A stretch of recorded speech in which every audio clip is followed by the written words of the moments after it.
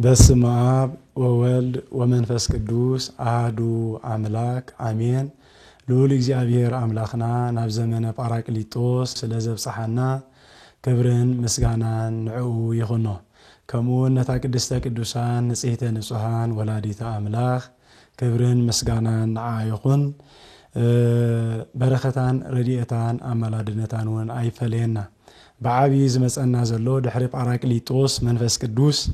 ጾመ ሐዋርያት ወይ ከዓ ግብረ ሐዋርያት ሐዋርያት ዝዓይሉን ዝገበርዎን ዝፈጸምዎን እቲ ጾምዎ ጾም ከዓ ቤተክርስቲያን ሰሪዓትና ግብሪ ናይ መንፈስ ቅዱስ ናይ መጀመርታ እንፍጽመሉ እንዓየሉ ናብ እግዚአብሔር ከዓ ንአገልግሎት ንምጅማር መንፈሳዊ ግብሪ ናይ መጀመርታ ጾም እንጾመሉ ከምዃኑ መጠን ልዑል እግዚአብሔር አምላክ ነዚ ጾም እዚ ጾመ ስርየት ጾም ናይ ቅድስና ክገብረልና ቅዱስ ፍቃዱ ይኹነልና። እምበኣርኒ ሎሚ ከም እግዚአብሔር ፍቃድ ወአነ እስእሎ ለአብ ይፌኑ ለክሙ ጳራቅሊጦስ ካልአ ዘይሄሉ ምስሌክሙ ለዓለም። ኣነ ከዓ ነቦይ ክልሙነ ንሱ ድማ ንዘለዓለም ምሳኻትኩም ዝነብር ካልእ መጸናንዒ ክህበኩም እዩ ብዝብል ኣብ ወንጌል ዮሐንስ ምዕራፍ 14 ቁጽሪ 16 ዘሎ ከም እግዚአብሔር ፍቃድ ክንርኢና ማለት እዩ። ዕላማ ናይ ትምህርትና ዘጸናንዕ መንፈስ ኣብ ውሽጥና ኣሎ ድዩ? ዝቅድስ መንፈስ ቅዱስ ኣብ ውሽጥና ኣሎ ድዩ? ዘጽንዕ መንፈስ ቅዱስ ኣብ ውሽጥና ኣሎ ድዩ? እቲ ዘሐጉስ ሃስየት ዝህብ እግዚአብሔር መንፈስ ቅዱስ ኣብ ውሽጥና ኣሎ ድዩ? ብመንፈስ ቅዱስ ዲና ንማላለስ ዘለና ግብሪ መንፈስ ቅዱስ ከኣባና ይርአ ኣሎ ድዩ ብዝብል ናይ እግዚአብሔር ዕዮ بإግዚአብሔር መንፈስ ቅዱስ መሪሕነት ዲና ነሳልጥ ዘለና ህይወትና ሓሳባትና ድላይና ኩሉ ብመንፈስ ቅዱስ ዝተቃንዐ ድዩ ንዝብል ሓሳብ ከም እግዚአብሔር ፍቃድ ክንፍትሽና ማለት እዩ። ብምቅጻል እዚ ሰሙን እዚ ወይ ከዓ ዝወርሕ እዚ ወይ ዘለናዮ ወቅቲ በዓለ መንፈስ ቅዱስ በዓለ ሃምሳ በዓለ ጳራቅሊጦስ በዓለ ጴንጤቆስጤ ብምባል ይጽዋዕ እዩ። ካብ ቀደም እንተሪእናዮ በዓለ ሃምሳ ዝተባሃለሉ ብናይ ኦሪት በዓለ ሰዊት ምዃኑ ኢና ንምልከት። በዓለ ሰዊት ማለት አይሁዳውያን ካብቲ እግዚአብሔር ዝሃቦም በረኸት ካብቲ ናይ ቀውዒ ዓጺዶም ወይ ከዓ ሰዊቶም ብምሉኡ ብምቕራብ በዓለ ሰዊት ብምባል ንእግዚአብሔር አምላክ ዝህብዎ አስራት በኹራት ካብቲ ናይ ሕርሻ ናይ ፍርያቶም ንእግዚአብሔር ናይ ሰዊት መስዋዕቲ ዘቅርብሉ በዓል ክኸውን እንከሎ ብድሓር ከዓ እግዚአብሔር መንፈስ ቅዱስ ዝወረደሉ በዓለ ጴንጤቆስጤ ተባሂሉ ይጽዋዕ እዩ። እዚ በዓል እዚ ከዓ በሓፈሻ ነቲ ናይ በዓላት 50 ናይ መወዳእታ ዘላ መበል 50 መዓልቲ ዝተዋሃበ ስያሜ ክኸውን እንከሎ ጳራቅሊጦስ ማለት ከዓ ብግሪክ ክኸውን እንከሎ ትርጉሙ ከዓ እንታይ ማለት እንተይልና መጽንዒ ናዛዚ ከሳቲ መንጽሂ መስተፍስሂ ዝብል ትርጉም ሒዙ ንረኽቦ ማለት እዩ። እዚ መንፈስ ቅዱስ እዚ ቅድሚና ሐዋርያት ምግላጹ ወይ ከዓ ሰባት ብዘይ መንፈስ ቅዱስ ከዓዩ ከም ዘይክእሉ ዝኾነ ግብሪ ከነካናውን ከም ዘይንኽእል ኣብ ምንታይ ኢና ንሪኦ? ጎይታናን መድሓኒናን ኢየሱስ ክርስቶስ ንሐዋርያት ጸዊዑ ሓሪው እናመሃሮምን ከሎ ብቃልን ብተግባርን ኩሉ ትኽገብርዎ ዘለዎም ድሕሪ ምውራድ መንፈስ ቅዱስ ክሰብክዎን ከስተምህርዎምን ዘለዎን ወይ ከዓ ዝወሃቦም ዝነበረ ሓላፍነት ዝመሃርዎ ዝነበሩ ትምህርቲ እንተኾነ ግን ቅድሚ ምውራድ መንፈስ ቅዱስ ማለት ብስጋን ብደምን ክሰብኩ ከም ዘይክእሉ ክዛረቡ ከም ዘይክእሉ ከጠንቅቆምን ከሎ ኢና ንርኢ ማለት እዩ። ምክንያቱ ንኩሉ ነቲ ሰናይ ግብሪ ዘበለና እግዚአብሔር ነቲ ዘለዓለማዊ ህይወት ከውህበና ዝኽእል ግብሪ ብመንፈስ ቅዱስ መሪሕነት እናዓዮ ብመንፈስ ቅዱስ መሪሕነት ክንገብሮ ዳኣምበር ብስጋን ደምን ከም ድላይና ከምቲ ንሕና እንደልዮ ምድራዊ ዝኾነ ኣተሓሳስባ እናተመላለስና ናይ እግዚአብሔር ሰባት ኢና ክንብል ከም ዘይንኽእል ኢና ንርኢ ማለት እዩ። እዚ ኣብ ሉቃስ ምዕራፍ 8 ቁጽሪ 30 ዘሎ እንተሪኢና ወገሰጾሙ ከመ ይንግሩ ወኢለመኑሂ በእንቲአሁ እግዚአብሔር ኢየሱስ ክርስቶስ እናመሃረ እንተኾነ ግን እቲ ዝተማሃሮን ዝረአይዎ ተአምራትን መንክራትን ግን ንኻልኦት ሰባት ንኸይምህሩን ንኸይነግሩን ከጠንቅቆምን ከሎ ኢና ንርኢ ማለት እዩ። ከምኡውን ኣብ ማቴዎስ ምዕራፍ 19 ቁጽሪ 9 ዘሎ ወዲ ሰብ ካብ ሞታት ክሳዕ ዝትንስእ እዚ ዝረአኹምዎ ሓደ እኳ ከይትነግሩ ኢሉ ክእዝዞምን ከሎ ንርኢ። ንዮሐንስን ንጴጥሮስን ያዕቆብን ሒዝዎም ናብ ደብረ ታቦር ወፂኡ ምስጢረ መለኮቱ ገሊጹ ክወርድን ከሎ እንተኾነ ግን ኣብቲ እግሪ ደብሪ ክወርድን ከሎ እዚ ዝረኣኹሞ ምስጢር ንዋላ ሓደ እኳ ከይትነግሩ ስጋዕ ትንሳኤ ዝኾን ወልደ እጓለ እመሕያው ኢየሱስ ክርስቶስ ካብ ሙታት ክሳዕ ዝትንስእ ማለት እዚ መንፈስ ቅዱስ ሓይሊ መንፈስ ቅዱስ ስጋዕ ዝወሃበኩም ንዋላ ሓደ እኳ ከይትነግሩ ተባሂሎም ኣብ ልቦም ከዓቕርዎ ጥራይ ዝንገሮም ዝነበረ እዚ እንታይ እንተኢልና ደቂ ሰባት ብስጋውን ብደማውን ጥራይ ንሶም ብዝርእይዎ ሓይሊ መንፈስ ቅዱስ ከይሓዙ ወይ ከዓ ናይ መንፈስ ቅዱስ መሪሕነት ከይሓዙ ከዓዩን ክሰርሑን ከም ዘይክእሉ ኢና ንርኢ ማለት እዩ እዚ ኣስተምህሮ እዚ ንሃዋርያት ካብ ዝተዋህበ ንሕናኸ ኣብ ዘመን እዚ መንፈስና ሓዲስና ዲና ነብር ዘለና ወይ ከዓ እናዓዮ ዘለና ዕዮ ብናይ መንፈስ ቅዱስ መሪሕነት እዩ ምክንያቱ 3 ዓመትን 3 ወርሕን ዝተባሃረዎ ትምህርቲ ሃዋርያት ንኸይነግሩ የጠንቅቆም እንተነይሩ እግዚአብሔር ኢየሱስ ክርስቶስ ንሕና ከዓ ብመንፈስ ቅዱስ መሪሕነት ጥራይ ክንዓይ ከም ዘለና ኢና ካብዚ ነገር እዚ እንማሃር እንተኾነ ግን ኣብቲ ግዜ እቲ ብስጋን ደምን ጥራይ ይመላለሱ ስለዝነበሩ ጎይታና መድሓኒትናን ኢየሱስ ክርስቶስ ምስ ተሰቕለ ሓደ ዓቢ ኣዋጅ ኣውፅኦም ኣይሁድ ንዕኡ ዝተኸተለ ደድሕርኡ ዝኸደ ክሳብ ክቅተል ከም ዘለዎ ኣዋጅ ኣውፅኦም ስለዝነበሩ ሃዋርያት ይፈርሑ ነበሩ ይንቅጥቀጡ ነበሩ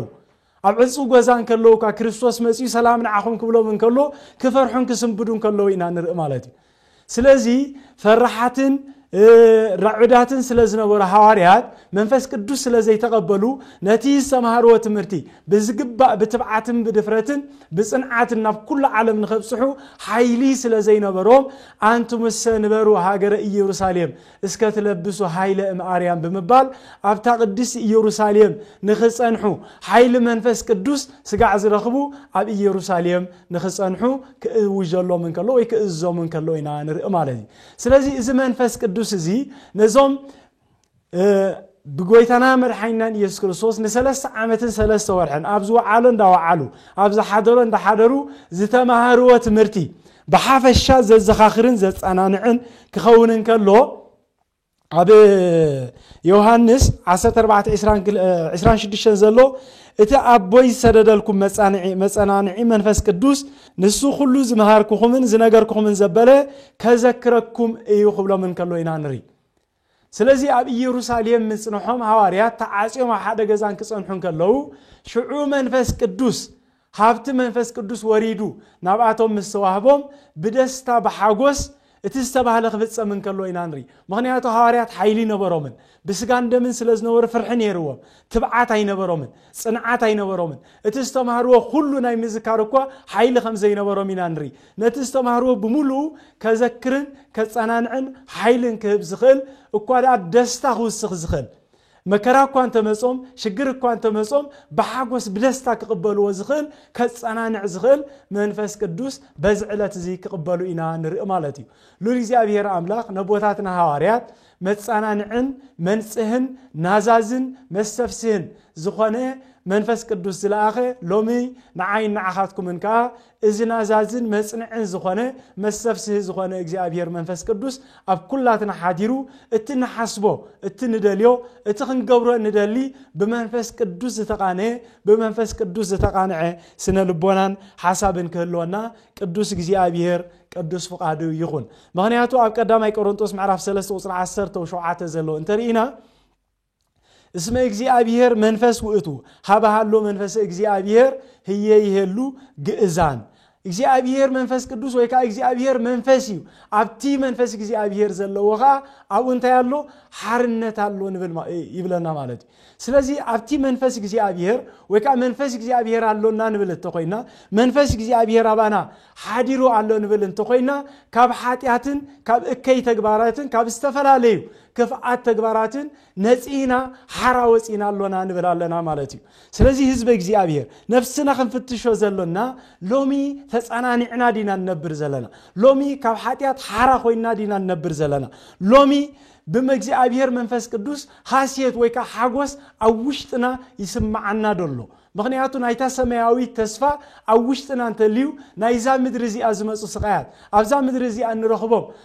زرخبونا فتناتات كسغر زخل سنه لبونا كساغر زخل حيلي مغنياتو نتا اف سمايات زلو كرئي زخل سنه لبونا انتلينا بزم مدرز مس شجرات كنساقي ويكا كنفرح كنرعد عين خلنينا كنحزن ون عين خلنينا دستا اوشتنا زلعالماوي هيوت زونن زلعالماوي هيوت تسفا زغبر اوشتنا هابتنا منفس قدوس سلازلونا مالتي منفس قدوس ابانا كميلي يزحدر منفس قدوس مسانا الله منفس قدوس إنا نحنا نعي ويكاب منفس قدوس كميلنا إنا انتيلنا كلاتنا ب40 ب80 زوسدنايو ولدنت منفس قدوسيو مغنياتو غيتانا مدحينا يسوع كريستوس نيقوديموس كملسلون كلو اب يوحنس معرف 3 قصر 5 خمزي يبل يسوع دما ملسه بحق يبلك الله كماين كم منفس قدوسن زيتولده ام منغست املاح كاتو زخل يلبون بمبال كملسلون كلو ينانري سلازي منفس قدوس ابانا حادري زلو نحنا ناي منفس قدوس ولدينا منفس قدوس بصقا ابانا هياوي كنبل انت خوينا مجمرتا ب40 ب80 زتولدنا كاب ابراخ منفس قدوس تولدنا سبات كنكون يغبانا بزي كاب قداماي قرنطس معرف 3 قصر 16 بيت مقدس املاح مخانكم منفس املاح اباخاتكم حاديرو خمزلودو ايتفلطون يخوم يبلنا سلازي منفس እግዚአብሔር منفس قدوس اتنا حواريات زتوهبه اتن بيت كريستيان زمرح منفس قدوس اتي ابانا زلو حديرو منفس قدوس انبلو بعربون زتوهبنا منفس قدوسي اذا منفس قدوس ازي كن كميغري يزعي كميغري يزغلص مخنياتن حواريات برهانكم اقد مسب يبرا توهيل زتوهبه تزاز اذا منفس قدوس ازي كميغري نفسبا زغلص كميغري يزبره انتيلنا ግን بمغبارن بترفاتني مالتي حق وانجيل حق ترفات تباهيلا تغلص ስለዚህ እግዚአብሔር መንፈስ ቅዱስ አባናሎ نحنا خا ግብር መንፈስ ቅዱስ አሎና ናይ መንፈስ ቅዱስ ሰባቲና ንብል እንተ ኮይና እቲ ናይ መንፈስ ቅዱስ ዝባሉ ፍሬ እቶም ናይ መንፈስ ቅዱስ ዝባሉ ተግባራት አባና ይግለጹለው ዲዮም ምግባር አሎና ዲ ትሩፋት አሎና ዲ ቃሉስ አባና ይግለጽ ዲው ሰባትና አና መስራይና ከም ቃል እግዚአብሔር ዝመላለስ ናይ እግዚአብሔር ሰብ ተባይላ ክንጽዋዕ ንኽእልዶ እዚ ነገር እዚ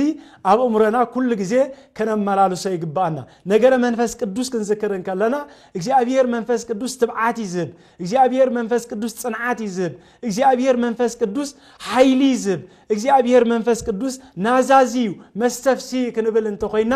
አብዛ ስቃይን መከራን ዝበላ ዓለም ክርስቲያን ሕጉስ ኮይኑ ክርከብን ከሎዩ ክርስቲያንነቱ ወይ ከአናይ መንፈስ ቅዱስ ውልድነቱ ዝረ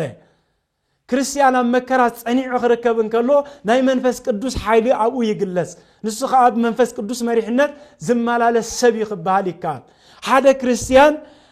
ነጽዩ ክርከብን ከሎ ምክንያቱ መንፈስ ቅዱስ መንጽይ እንተይልና ካብ ኃጢያቱ ነጽዩ አብ ቅዱስ ቤተ ክርስቲያን ዝርከብ አብ ቅዱስ ቤተ ክርስቲያን ዝማላለስ ንጹህ ኮይኑ ማለት ብንስሐ ሁሉ ጊዜ ርእሱ ዝወቅስ ብምኽሪ ካህናት ዝማላለስ ማለት ከቡን አውሽት ቤተ ክርስቲያን ምስጢራትና ተሳተፈ ዝነብር ሰብ ንሱ ምስ መንፈስ ቅዱስ ከም ዘሎ ከረጋግጽ ይኽእል ወካ መንፈስ ቅዱስ ዘሎ ሰብ ተባሂሉ ክግለጽ ይካል አንቱ መሰንበሩ ሀገር ኢየሩሳሌም እስከተለብሱ ኃይለ እምአርያም ተባሂሉ ዝተነግረ አብ ቅዱስ ቤተ ክርስቲያን ኩሉ ጊዜ ህልዋን ኮይና ክንነብር ይዘለና አብዛ ቅዱስ ቤተ ክርስቲያን እዚያ እንተለናኻ ኃይል መንፈስ ቅዱስ ክንረክብ ንኽእል ምጽንናዕ ናይ መንፈስ ቅዱስ ክንረክብ ንኽእል ትፍስይት ናይ መንፈስ ቅዱስ ክንረክብ ንኽእል አብዛ ቅዱስ ኢየሩሳሌም ዝተሰሜት ቤተ ክርስቲያን ምስንሉ ጥራዩ እዚ ነገር እዚ አባና ህሉ ክኸውን ዝኽእል አብ ኤፌሶን ምዕራፍ 4 ቁጽሪ 23 ወይ 24 ዘሎ እንተሪና ሐድሱ መንፈስ ልብክሙ ولبسوا الحديث بأسي منفس لبكم حدثوا نجزئابير منفس قدوس كا لبسوا تباهي ل5 نغرا ወይ كان نجزئابير نتحدث بتسبحاله ኢየሱስ ክርስቶስ ለበስወ ከምሰባለ በዚህ ምስጢር እዚ ኢና ንግዚአብሔር መንፈስ ቅዱስ አባና ተዋሂዱ ወይካ ለቢስናዮ እንነብር በጸጋ ክንብል እንተ ኮይና እግዚአብሔር መንፈስ ቅዱስ ክረኽቦ ንኽእል በዚህ ማለት እዩ ቀዳማይ ዮሐንስ ምዕራፍ 2 ቁጥር 29 ዘሎ ንሱ ጻድቅ ምዃኑ ትፈልጡ ኢኹም እንተ ኮይንኩም ሲ تفلتو انت خونكم سي صدق ዝገብር ዘበለ ሁሉ ካብ አምላኽ እስተወልደ ከም ምዃኑ ፍለጡ ይብለና ስለዚህ ናይ እግዚአብሔር ሰባት እንተኮይና እግዚአብሔር ጻድቅ ምዃኑ ንፈልጥ እንተኮይና እቶም ናይ እግዚአብሔር ዝበሃሉ ሰባት ብጽድቅ ዝመላለሱ በሐቅ ዝመላለሱ ብንጽህና ዝመላለሱ ሰባት ንሳቶም ናይ እግዚአብሔር መንፈስ ቅዱስ ማሕደርዮም ንሳቶም ናይ እግዚአብሔር ዝተገለጸሎም ቅዱሳን ሰባትዮም ክንብል ንኽእል ማለት እዩ እግዚአብሔር መንፈስ ቅዱስ ምስጢር ዝገልጽ ይኽበሃል እንከሎ ሓደ እቲ ብእግዚአብሔር ዝተዋህበና ንዓና ክግለጸልና ዘይከኣለ እግዚአብሔር መንፈስ ቅዱስ ይገልጸልና ንሕና ክንምህሮ ዝደለና ከምቲ ንሐዋርያት ቋንቋ ሰብዓን ክልተን ቋንቋ ዝገለጸ ንቅዱሳኑ ኸ ዝተፈላለየ ምስጢር ብምግላጽ ንህዝቡ ክመርሕ ንህዝቡ ክናዝዝ ይኽእል ማለት እዩ ስለዚ ናይ እግዚአብሔር ሰባት ኢና ናይ እግዚአብሔር መንፈስ ቅዱስ ማሕደር ኢና ክንብል እንተኮይና እግዚአብሔር ቅዱስን ንጹህን እዩ በሐቅን ብቅድስናን ዝመላለሱ ኸ ንሶም ናይ እግዚአብሔር ሰባት ተባሂሎም ይጽውዑ ማለት እዩ እምባር አብሮሜ ምዕራፍ 8 ቁጽር 6 ዘሎ እንተሪና ናይ ስጋ ነጥገር ጥራይ ምሕሳብ ሞት የስዕብ ናይ መንፈስ ነገር ምሕሳብ ግና ህይወትን ሰላምን እዩ ዘስዕብ ይብለና ስለዚ ንሕና ህዝብ እግዚአብሔር ናይ መንፈስ ቅዱስ ዲና ንሐስብ በመንፈስ ቅዱስ ዲና ንምራሕ በመንፈስ ቅዱስ ዲና ንመላለስ ተግባራትና ተግባር ናይ መንፈስ ቅዱስ ዲኢልና ነቲ ሐዲስ ሰብነት ናይ ክርስቶስ ለቢስናዮ እንተሊና ነቲ ዝተዋህበና ትእዛዝ በአይ كل جزء استسألكم كتكون يخم علمنا عاي تقبلتن نعاخاتكم عاي تقبلكم يا تباهيلو كم زتنقره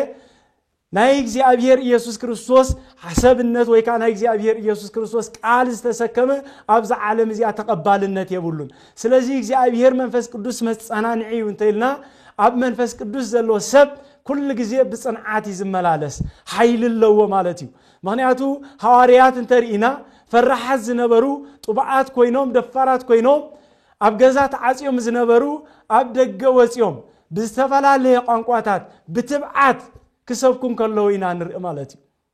انتي سلازل خبو حيل منفس قدوس سلازل خبو اتزا صنانع اتزا تبع ويكا تبعات زب منفس قدوس سلازل خبو بز منفس زي نعالم ملو كسعروان كله ينانر نعالم ملو ناب امنت كاب املخوته تعوتاوسيوم ناب املخوته اغزيابير كم صوان كله ينانري سغا بلا يتسب كيدوم وريدوم بتبعات بدفرت كسبكم كله قال اغزيابير ناب عالم ملو كبصحن كله ينا نرئ مالتي እግዚአብሔር መንፈስ ቅዱስ መጽናናዒ ስለዝኾነ ጽንዓት አብዘልየና ኃይሊ ይበና ንሕና ግን ብንጽህናን ብቅድስናን ኩሉ ግዜ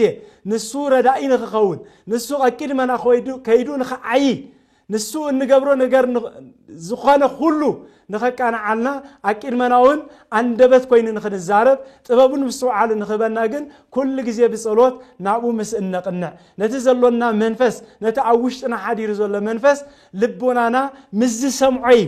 بمنفساو عيننا خنري بمنفساو لبونانا خنحسب بمنفساو آئمرونا كنجنازب انت جميرنا منفس قدوس هبانا خوينو كعي يجمر نزنا إذا عالم زكا زربحنان زي ربحنان زتغمنان زي تغمنان نفس ما يزئتونان زي اتونان أوشتنا خوينو نحماق نصبقون زفلي منفس اجزي أبير اتيستو هبنا بعربون زرخبنايو منفسنا اجزي أبير يمالتي منفس قدوس أبانا يعيلو نحنا خامسو ننبرا لنا نبل انتو خوينا فره منفس قدوس ألون ناديو فره منفس قدوس كا أبصاي كا يزغلز فره منفس قدوس أب حاو كا يزغلز فره منفس قدوس مس أب زريانا زلو مؤمنان مس انغلصو شعيونا እግዚአብሔር منفس قدوس ألونا نحنا امنت ألونا نحنا كببرخ منفس قدوس توليدنا إنا بزبل بتي እግዚአብሔር أملاخنا عالم زسعرلا مستير مالت فقري كسع موت أمون بمخان نبصايو وكان ز عالم زي نمدحان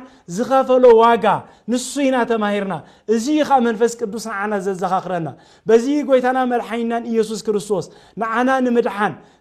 زمهارو تمرتي زخفلو واغا ناي نفس وكفسف كريستيان استصوع لصوع ازيو منفس እግዚአብሔር استمهارنا تمرتي ابلبونانا نخصنع ويكا زخخرنا از منفس ازيو ابزم امنت ازي ابز حساب زيكا نخنصنعكا حيل منفس قدوس يدلينا ስለዚህ ነዚህ መንፈስ ቅዱስ እዚ ኃይሊ ለቢስና ያለና ንብል እንተ ኮይና ሓደ ክርስቲያን ኩሉ ግዜ ኣብ ቅድመ አሕዛብ ብጽንዓት ዝመላለስ ኣብ ውሽጡ ትብዓት ዘለዎ ፍጹም እምነት ዘለዎ ፍርሃት ዘይብሉ ኣብ ውሽጡ ናይ ዓለም መከራን ስቃይን እኳ እንተመጾ ሃስየት ዝገብር ደስ ዝብሎ ሰብ ክኸውን እንከሎ መንፈስ ቅዱስ ኣብኡ ኣሎ ክንብል ንኽእል ማለት እዩ እቲ ፍረ መንፈስ ቅዱስ ክዝርዘር እንከሎ فقري حاجو سلام تعجسي أخلن مبال ننحد حد كاز جبرو كوتاس مسدك سبات زلنا فقري مسدك سبات زلنا ركب مسدك سبات زلنا الرأية زر حسابي مالتي بحافش نزي أفتحت زلوا حسابات زرزير مسودة نزي 5 زبالة حقي وينزي 5 زبالة تكبر زك عوام حقي يبلون مغنياتو فرناي منفس قدوس سناين صبقون زبالك سعزخونه زك عوام حقي يبلون بسقانا نمالالس انتو خوينا جن موتينا نسعب مغنياتو اتب منفسو زي مالالس سب بسقاون تايز قبريو بهياو كينوكا كبسقان دمن انت تمالالس موتيو موتا على نفس ريك ميكزي ابيهري ادام كاب جنس تسقوغنا يمجمرتا منفسو سلز موتي اتسوهبه صقاسوهبه ولدنت مسعانه نام مدر وريدو ام مدر جن باكاله سقان نفسن كو نيريو كاب اكزي ابيهر زرحاو جن اتي منفسي تسعيرو اتي منفسي مويتو مالتي ስለዚህ በስጋን ደም እንጥራይ እንማላለስ እንተሊና አቅድም እግዚአብሔር መንፈስና ሞት እንተ ኮይኑ በስጋ እንመላለሰ ነገርካ ሁሉ ሞት ይዘስዕብ በመንፈስ እግዚአብሔር እንመላለስ እንተሊና ግን ሐሳባትና እንድላያትና ግን ከም ቃል እግዚአብሔር ተመሪሑ ዝመላለስ እንተሊዩ መንፈስ ቅዱስ ዝመርሐ ህይወት እንተሎና ግን ንሱ ንዑ ዝቃወም ሕጊ የልቦን ናብዘል ዓለማ ህይወት ዘብጽሐናውን ازي مريحنت ناي منفس قدوس ايو مالتيو سلازي حدثو منفس لبكمو حزب እግዚአብሔር اب زمن زي ناي زمن حواريات منفس قدوس مرادو بيت كريستيان ناي ميجمرتا عيا زجمرتلو ويكا استولدتلو تباهيلون يصوعي كابتت عاطياتلو زنبرت بيت وصيا بتبعات بدفرت مؤمنان كتطمقن كسبخن سلاز جمرت بيت كريستيان استولدتلو على تباهيلي يصوعي لومون أنا نسخمن كابت زنبرنا يا حاتيات كابت زنبرنا يا صلمات وصينا بنصحة ملالسنا مالت منفسنا حديثنا أكيد مእግዚአብሔር كن ملالس يقبانا منفسنا كن حدثون كنقنعون يقبانا كل ጊዜ ህይወትና كنفتشا يزلنا بيننا نملالس زلنا بنا እግዚአብሔር مريحነት دي منفس قدوس دي زمرح زله ህይወትና لومي كنرئي يقبانا لومنا እግዚአብሔር عيو عيناي እግዚአብሔር زدليل عيناي نግዚአብሔር زسمرو عيناي بمبال كابزي تعاصينا لزنبرنا سغاو اتحساسبانا مدراو اتحساسبانا فتوتات سغاتات ناي فتوتات ناي سغا زقانيو زنبر ايمرو نزي وصينا منفسنا حديثنا ناي እግዚአብሔር ህይወት كورسن زخل ناي እግዚአብሔር منفس ابل علنا خوينو نخمرح نخعي لومي بنصحا أنتينا سبنتنا محدر منفس قدوس مخانو كان الرجاجس يجبانا سوونتنا حدش عيو حدش نايجزابير عقل قلوت اتجمرو لك خونلنا يجبو مغنياتو ناي هواريات ناي بوتاتنا تصوم مسارات بمقبار نسريات حاتيات نخو خونلنا هيوتنا انك انا علو هيوتنا ان حدسلو منفسنا كوتاس زك أنا علون نابي እግዚአብሔር زمرحلون زمن كخون يقبو مغنياتو እግዚአብሔር منفس قدوسنا بدك سبات عزيزو زلاخه نابدحنات نخنمص اتنخدلو منقد نخرينا نخك انا عنان ابتي زعمنا امنتكا نخصن عنانيو منفس قدوس نابدك سبات ويكا ناب بيت كريستيان زورده سلازي زي منفس زي مسانا مهلاو بز منفس زي نمالالس كم زلنا ناي زي منفس زي ولد مخانا نرغاغصلو انتاي انت تباهيلو نحنا ابقالو كم زلنا بقالو نمالالس كم زلنا مستيرات እና ተሳተፍና بنصح نبر سبات تخوينا نا እግዚአብሔር መንፈስ ቅዱስ ሰባቲና እግዚአብሔር መንፈስ ቅዱስ زحدرنا سبات እግዚአብሔር መንፈስ ቅዱስ ዝጎዞ ሐሳብ እግዚአብሔር መንፈስ ቅዱስ ዝቃኒዮ ስነ ልቦና አሎና ክንብል ንኽእል ማለት እዩ ስለዚህ እግዚአብሔር መንፈስ ቅዱስ ዘሎና ሽግራት زلونا حزن أتصانيعو زلونا فرحات تبعات كيرو اتخون كن بس حزلنا نا هيوت نا مودات عصبي زل علماء هيوت كسمعنا وكان افتمن قدو كان عنا نا እግዚአብሔር መንፈስ ቅዱስ فقادو يغنلنا سبحات لإግዚአብሔር ولولاديتو دنجل ولمسكالو كبور آمين